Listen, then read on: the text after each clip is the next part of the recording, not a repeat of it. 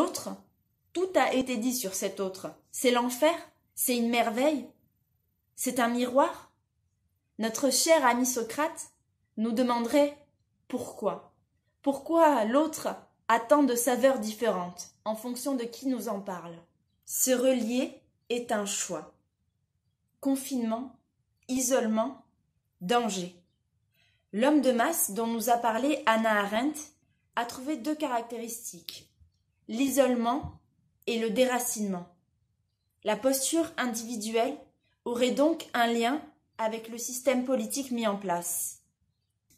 Si nous sommes gouvernés par notre cheval indompté, nous voyons toute approche de l'autre comme une agression et nous lui répondons avec violence.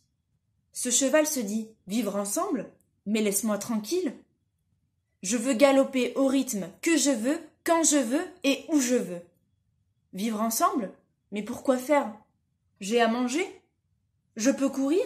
Tu veux quoi de plus? » Mais le cocher, lui, il se nourrit de la lumière du monde des idées.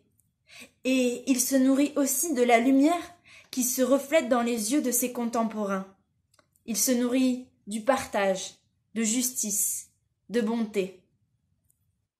Donc comme Hannah Arendt l'a expliqué, la racine de tout système qui soit juste ou corrompu est l'individu. Un jour, un de mes maîtres de philosophie pendant un cours nous a raconté cette petite histoire.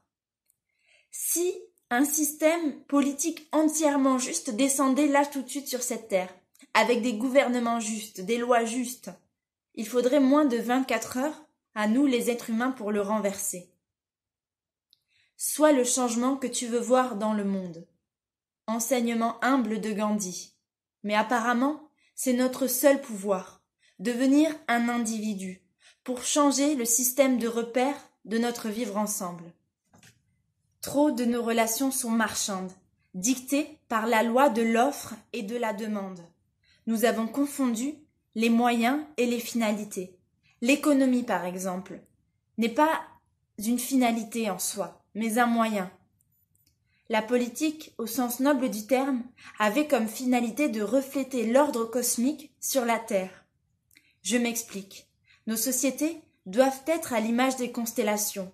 Chaque individu est une étoile, brillant de sa propre lumière.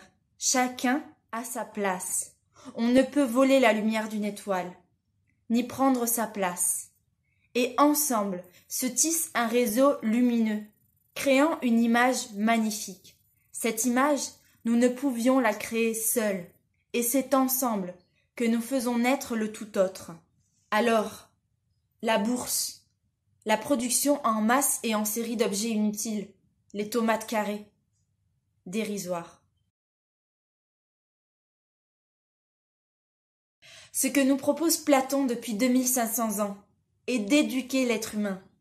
Cela aura comme conséquence la création de noyaux de fraternité, de systèmes politiques basés sur l'harmonie et la justice, se relier par l'être et non par l'avoir.